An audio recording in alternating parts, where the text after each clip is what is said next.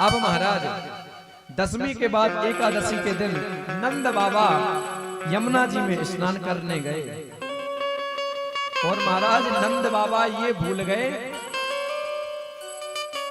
कि अभी प्रातः काल नहीं हुई और अर्धरात्रि में महाराज नंद बाबा को नींद नहीं आई तो उठ करके एकादशी की तिथि में भगवान श्री कृष्ण के परम पिता श्री नंद बाबा यमुना में स्नान करने के लिए चले गए। एकादश्याम निराहारा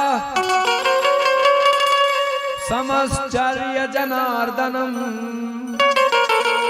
स्नातु नंदस्तु कालिंद्याम द्वादशायां जलमाविशत। एकादशी के दिन भगवान श्री कृष्ण के पिता नंद बाबा यमुना जी में स्नान करने के लिए कालिंदी में यमुना स्नान करने के लिए गए और महाराज उन्होंने नहीं देखा कि रात्रि का समय है। और भैया रात्रि में कभी भी हमको स्नान नहीं करना चाहिए, किसी भी तालाब में, जलाशय में, कुआं में एवं नदी में। क्यों कि रात्रि के समय में श्री वरुण देवता विश्राम करते हैं और उस समय वरुण देव के गण विचरण करते हैं अपने महाराज की सुरक्षा में। और नंद बाबा ने जैसे ही यमुना जी में अर्धरात्रि में गोता लगाया और महाराज उसी समय भगवान वरुण के पार्षदों ने नंद बाबा को पकड़ा और पकड़ करके वरुण लोक में वरुण भगवान के पास लेकर के पहुंचे कि महाराज ये रात्रि में यमुना जी में स्नान कर रहे थे। ब्रजवासी जो बालक उनके साथ गया था उसने देखा कि नंद बाबा तो खूब लंबा गोता लगा गए, अभी तक नंद बाबा यमुना जी में स्नान करके निकले ही नहीं। ऐसा कितना लंबा गोता लगाया नंद बाबा ने। जब वो नहीं निकले तो महाराज वो ग्वालवाल श्री कृष्ण कन्हैया के पास पहुंचा। अरे लाला लाला कन्हैया उठियो भैया, पतो ना नंद बाबा यमुना कालिंदी में स्नान करवे के ताई गए और वहां से वापस ही नहीं निकले।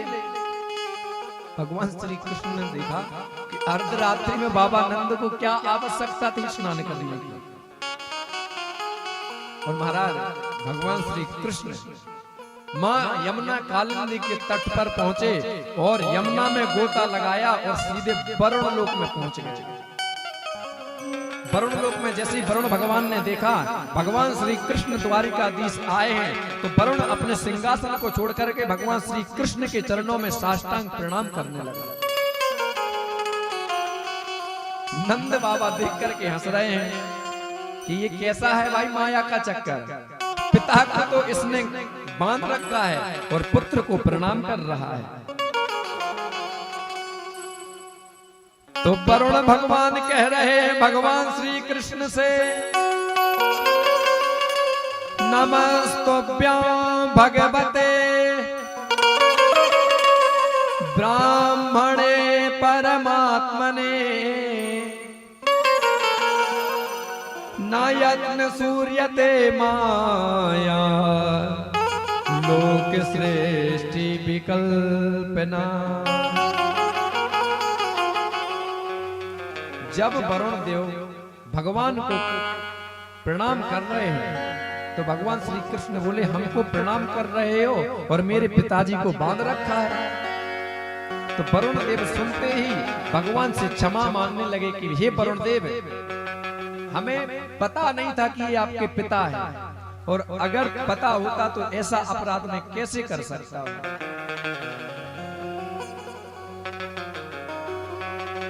और तुरंत तत्काल भगवान श्री कृष्ण के पिता नंद बाबा को वरुण ने छोड़ा और पितामह श्री नंद बाबा से भी क्षमा याचना मांगी और भगवान से कहते हैं क्या, अजानता मामे काना अजानता माम केना मूढ़ेना कार्य वेदिना आनी तो तब पिता तद्भवान छन्तुमर्हति।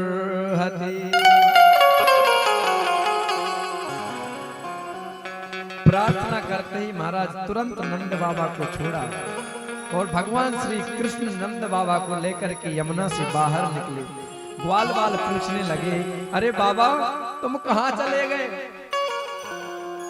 बाबा ने सबको बताया कि भैया वरुण लोक में हमने समय को नहीं देखा और यमुना में स्नान किया, इसलिए वरुण के पार्षद रुष्ट हुए और वरुण लोक में ले जाकर के उन्होंने हमें बांध दिया।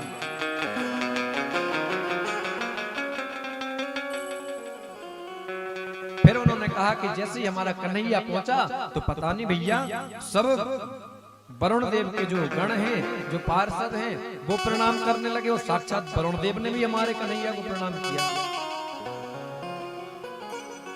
जब इतना सुना तो ब्रजवासी कहते हैं, मधुमंगल श्री दामा मन सुखा इत्यादि सब ब्रज के ग्वाल कहते हैं भगवान श्री कृष्ण से कि अरे लाला कन्हैया तू सच सच बता लाला, तू है कौन?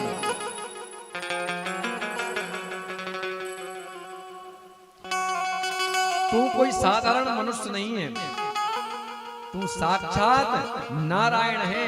और लाला कन्हैया मैं तो से एक विनय करूं, भैया ठीक है तू मेरो मित्र है, मेरो सखा है, ब्रज वालों का प्राण धन है, परंतु आज सच सच बोलियो लाला तू ब्रह्म है।